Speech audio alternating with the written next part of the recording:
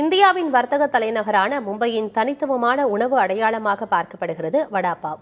அங்குள்ள மக்களின் அன்றாட வாழ்வில் வடாபாவ் எத்தகைய இடத்தை பிடித்திருக்கிறது என்பதை விவரிக்கிறார் புதிய தலைமுறையின் ஆசிரியர் சமஸ். வணக்கம் மும்பை. வடாபாவ் அப்படிங்கிறது வெறும் சிற்றுண்டி மட்டும் இல்ல, மும்பையோட மிக முக்கியமான உணவு அடையாளங்கள்ல ஒண்ணு. இப்ப நம்ம நிக்கிற இந்த இடம் தான் ஆராம் வடாபாவ். ரொம்ப ஃபேமஸான ஒரு கடை. இந்த கடை கிட்டத்தட்ட ஒரு நூற்றாண்டு நெருங்கி கொண்டிருக்கக்கூடிய ஒரு கடை. 1939 ஆரம்பிக்கப்பட்ட கடை. எப்பவும் கூட்டம் கும்மிட்டு இருக்கக்கூடிய கடை.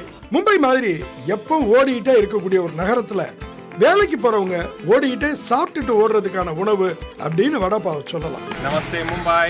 காலை உணவு அது வட இந்திய பூரி மசாலாவா இருந்தாலும் சரி, தென்னிந்திய இட்லி சட்னியா இருந்தாலும் சரி, உட்கார்ந்து சாப்பிட நேரம் வேணும்.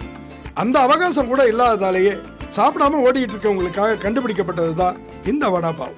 மும்பையில 1960களில் ஆயிரக்கணக்கில் இருந்த மில் தொழிலாளர்களை மனசுல வச்சுதான் இந்த வடாபாவ் உருவாக்கப்பட்டுச்சு. அப்படின்னாலும் இன்னைக்கு ஏழைகள் பணக்காரர்கள் எந்த வேறுபாடும் இன்றி வேலைக்கு போறவங்க எல்லாருக்குமான காலை உணவா மும்பையில வடாபாவ் மாறி இருக்கு. மேல் பகுதியில பன், உள்ள உருளைக்கிழங்கு மசாலா கொண்டு கடலை மாவுல பொரித்தெடுக்கப்பட்ட வடா, அதோட 3 விதமான சட்னி, இனிப்பு, புளிப்பு, காரம், கூடவே வதக்குன ஒரு பச்சை மிளகாய். இதுதான் வடாபாவ். சாப்பிட்டா ஆஹா அற்புதம்.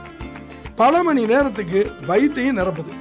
காகிதத்துல சுத்தி தரப்படுற வடாபாவை சாப்பிட தட்டோ கரண்டியோ இடமோ தேவையில்லை. சாலையோரத்துல நின்றுகிட்டும் சாப்பிடலாம், கார்லயோ ரயில்லையோ பயணித்தபடியும் சாப்பிடலாம். மும்பையை கட்டமைச்ச பிரிட்டிஷார் பின்னால இங்க குடியேறின வட இந்தியர்கள், தென்னிந்தியர்கள், கிழக்கு இந்தியர்கள், இவர்களுடைய உணவு கலாச்சாரம் எல்லாவற்றுக்கும் மும்பையர்களுடைய கலவையான பதிலடி அப்படின்னு பண்பாட்டு தளத்துல வடாபாவை சொல்றாங்க. மும்பையோட பர்கர் இது சாமானியர்களோட பர்கர்.